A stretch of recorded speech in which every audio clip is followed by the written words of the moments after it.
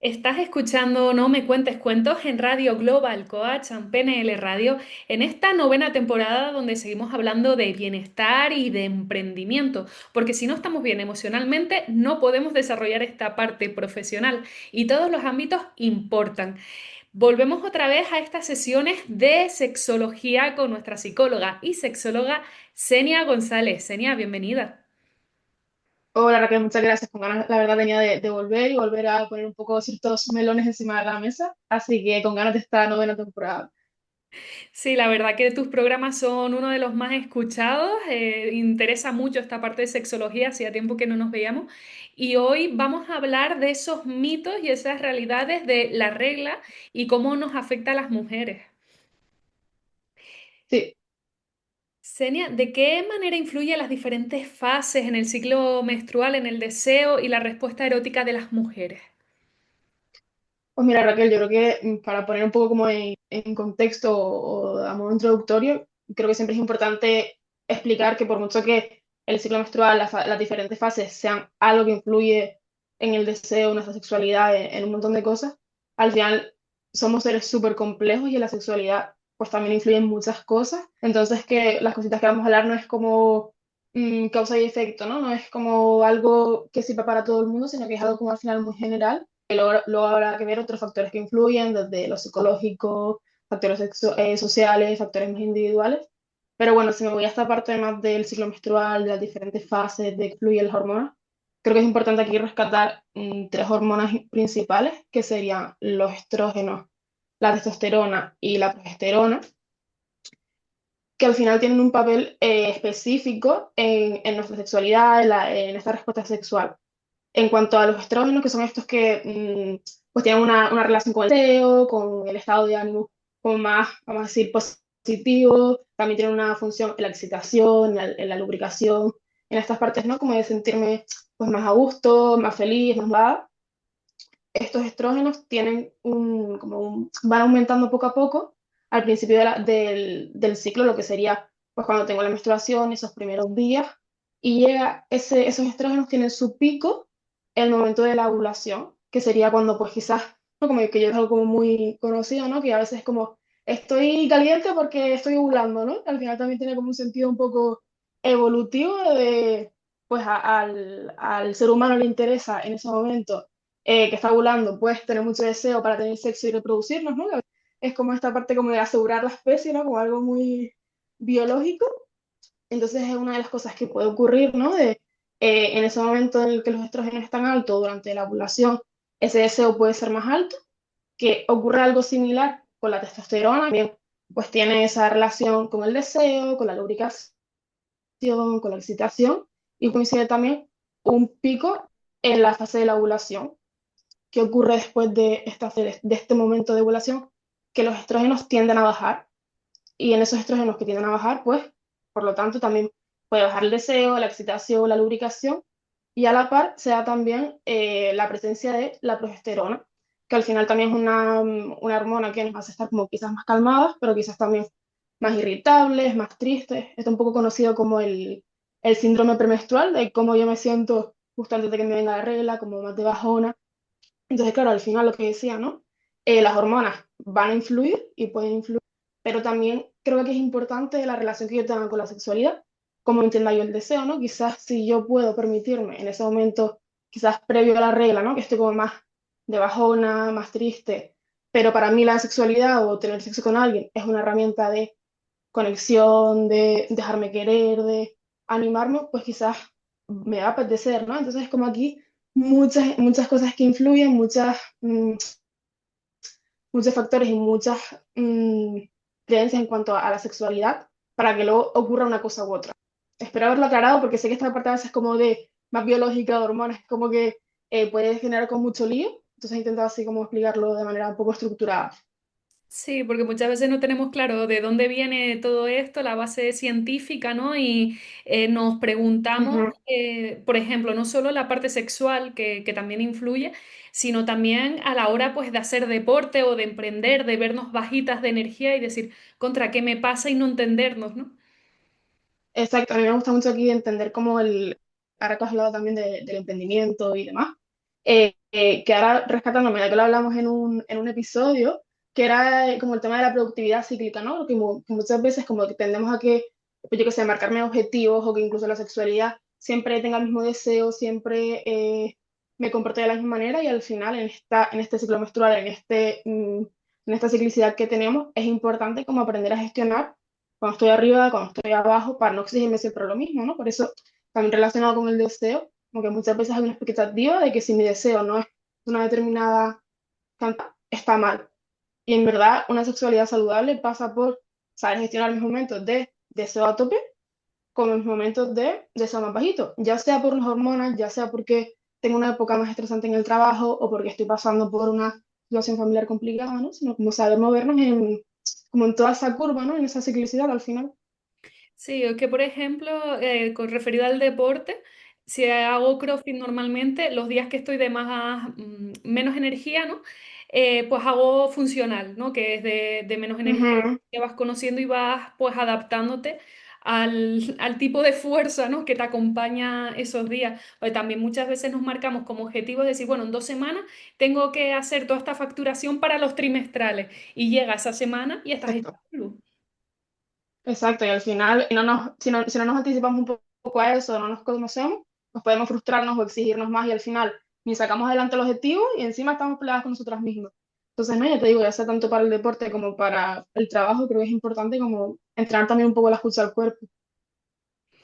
Senia, ¿cómo afectan los síntomas físicos de la menstruación, ese dolor, ese cansancio, incomodidad, en las relaciones sexuales y en la intimidad y también en nuestro día a día? Al final, yo creo que no, como escuchando esos síntomas de incomodidad, cansancio, dolor, como es que casi toca sobrevivir porque mi cuerpo está como en mínimos, ¿no? Y no da para más. Entonces yo creo que al final es normal que nos afecte en la sexualidad y en todas las etapas, en todas las facetas de mi vida. El quizás no, en esta parte estoy más bajita, quizás el cuerpo me pide cosas menos demandantes, desde la sexualidad hasta el deporte. Aquí también no, como que rescato esta idea de cómo entendemos la sexualidad.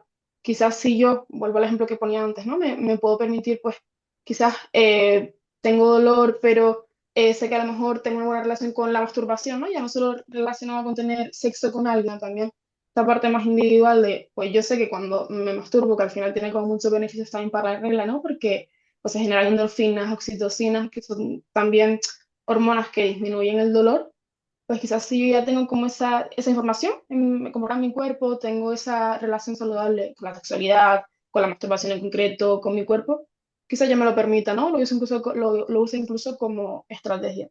También un poco, aquí un poco lo que te decía antes, ¿no? Que al final son ideas generales, porque también conozco, aunque esto de los beneficios de la masturbación, o sea, está estudiado, también conozco casos concretos de personas que se masturban y justo lo que genera es más dolor.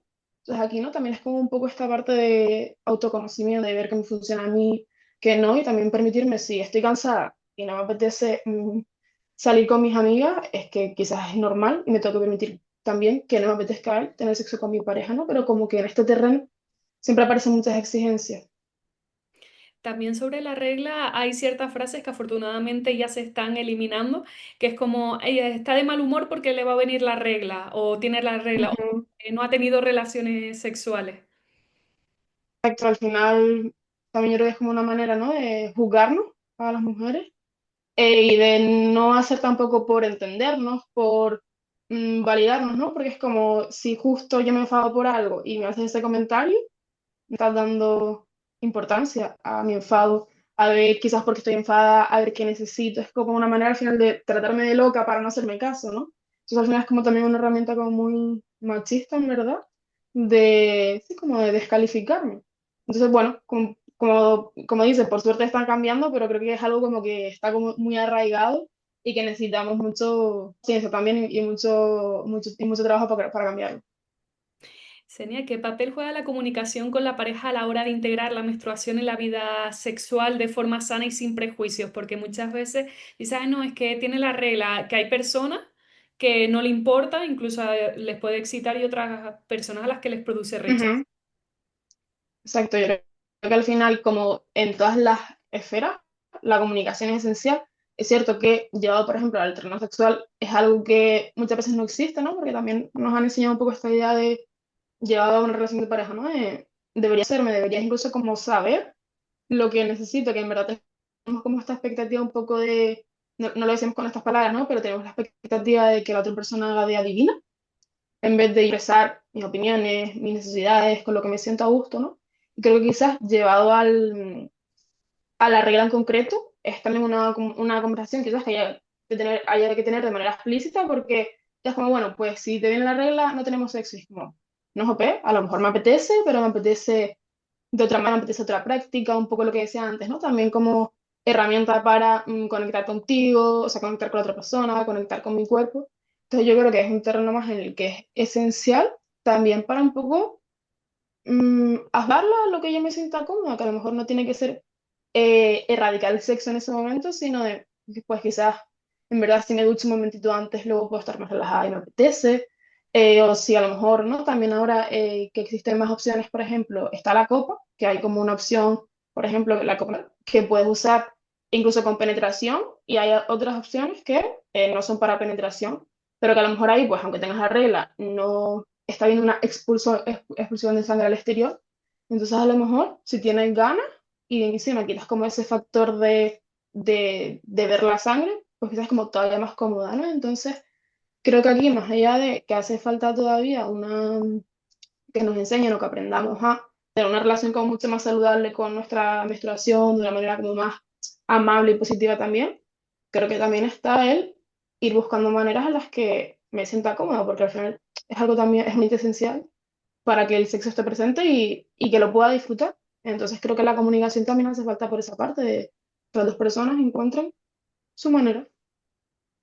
Para terminar de romper con estos mitos y realidades, ¿qué podemos decir de este, bueno, mito o realidad de que se puede hacer, tener relaciones sexuales sin protección y no quedarse embarazada durante la menstruación?